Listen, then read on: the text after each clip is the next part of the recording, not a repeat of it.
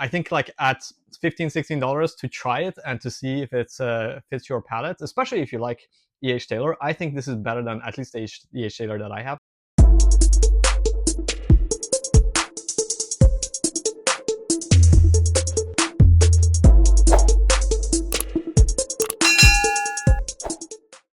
Welcome to Whiskey and SV. I'm your host Sam, and tonight we'll be drinking some baseline Buffalo Trace products.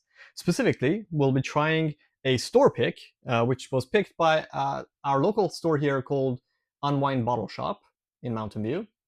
And I bought this small bottle for a relatively cheap price of, I think, $16 or something like that, against a regular Buffalo Trace, which comes in a 750 milliliter bottle. And this one I got from Costco, I think, a while ago for about $22 or something, versus I guess the baseline Taylor product called E.H. Taylor Small Batch.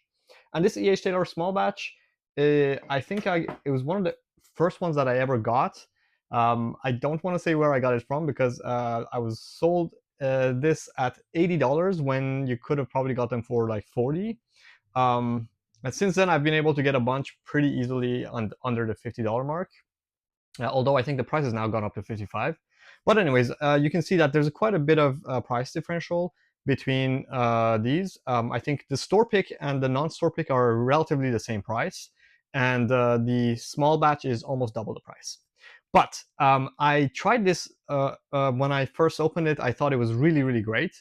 So I wanted to put it up against a baseline and against something that's supposed to be much more higher end compared to this, at least, to see if it really stands out.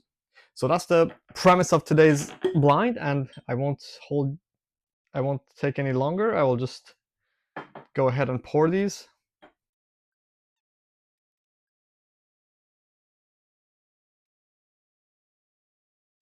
All right, so we'll put number 1 on the store pick. We'll put number 2 on the regular Buffalo Trace, and we'll put number 3 on the E.H. Taylor Small Batch.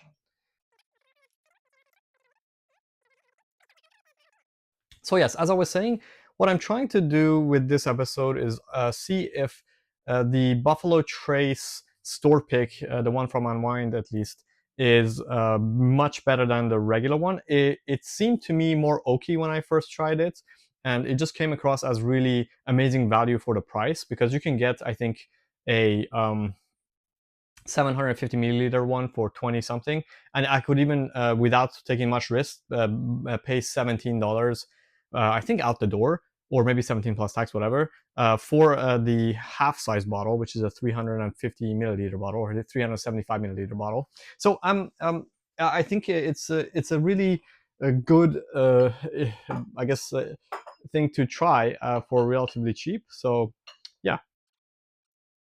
As usual, I'll taste them. I'll smell them first and give you some notes. Then I will taste them and give some notes, and then I'll tell you what my preferences are and guess which is which, and then we'll do the review. Starting by this first one. So these are all Buffalo Trace Mashville 1, and straight away on the nose you can get that Buffalo Trace Mashville 1 goodness. It's like a fruity caramel and vanilla note that's really inviting. There's a little bit of a tinge of sourness that reminds me of a rick house on a hot summer's day. And of course, some oakiness. Very inviting nose. Nothing that stands out too much, but it's pretty nice. Let's go comparison number 2.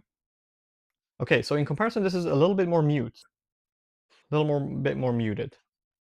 Let me go back quickly to this to see if that's just the acclimation thing.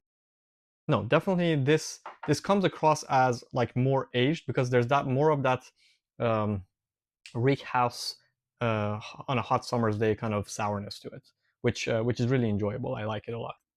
Yeah, by comparison, I think this is much more muted. And what about the third one? Again, this is a little bit more muted compared to the first one, but a little bit more lively than the second one.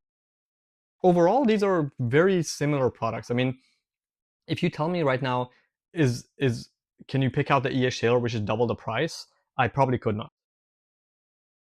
I would imagine it should be this, because this is like the one that seems to be more potent. I would hope that it would be this for the sake of Buffalo Trace. All, again, very, very similar, but just I think this one has a little bit more potency on the nose. These two are very similar, actually. I would give a slight edge to this one on the nose. This one is a little bit behind. Okay, let's go for the palate. Okay, that's a really, really nice palate. Super smooth, but also very viscous. Quite a bit of oak in there. Not at all an amount that would be tinging towards bitterness at all. It's very sweet oak. Overall, a very solid product. I would say this is a great daily sipper, very high quality daily sipper at that. Okay, let's try the second one. Interesting. By comparison, this one seems a little bit less um, viscous, and it has a little bit of a tinge of bitterness to it.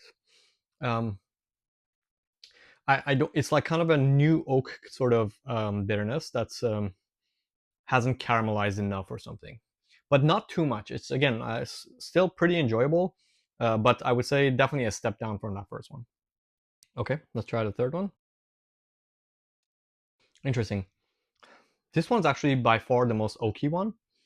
It's the one that is seems it has more complexity. It's I would say in profile much closer to that first one, but has a lot more oak complexity to it.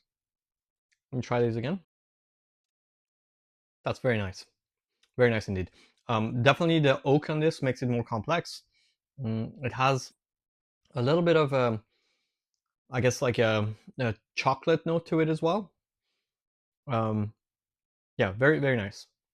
I think between these two, they would have to be like first and second. I'm not really sure which. I'll do one more round and then I'll make a decision. That's really good. Definitely more oak on this one. It's the oak on this is very nice. I really enjoy it. I think it's very nice. Yeah. Of course, they all have a little bit of a the mid palate has some spices that are mouthwatering, and it's really makes the experience fun. Yeah, by comparison, this has like almost no oak, and interestingly, it's the most bitter out of them. Even though it has less oak, it has less bitter. So I would say this is definitely a step down from both. Between these two, I would say this is probably my number one, and this is a close second. One more time. Yeah, the more I go back, the more I think this is definitely number one.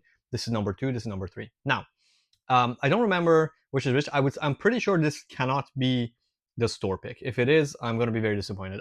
From what I remember, I'm going to guess the store pick is this one because the store pick was very oaky, and I really like that. It was oaky but not bitter, and that's what I really enjoyed. And for Buffalo Trace steak, I would hope that this is small batch. All right, let's do the reveal and see what we got here. So number one is this is 3, so this is the small batch. So the small batch is definitely like very good. Okay, a moment of truth. Which is this? This is number 2. Yes, so this is the the regular Buffalo Trace, which would make this number 1 the store pick from Unwind. So okay, I've spent some time with this, and I really think it's really great. So I already got myself a backup, and I think like at $15-16 to try it and to see if it fits your palate, especially if you like E.H. Taylor. I think this is better than at least the E.H. Taylor that I have. This is probably a 3 or 4 year old product, but I haven't drank much of it, right? So um, if you are so inclined, I would say definitely go and give this a try. I do have a referral link on my profile, and yeah, feel free to use it or not. I don't even know what that referral link entitles me to. I think it just lets him know that you found out about this through my channel, and if you want to support the channel, that would be one way to do it. If not, that's fine. It is not an expensive bottle. I think it's definitely worth trying. So yeah, and also please like and subscribe because we are I am approaching 1,000 subscribers on the channel, and I'd really like to get over that 1,000 and continue producing content for you.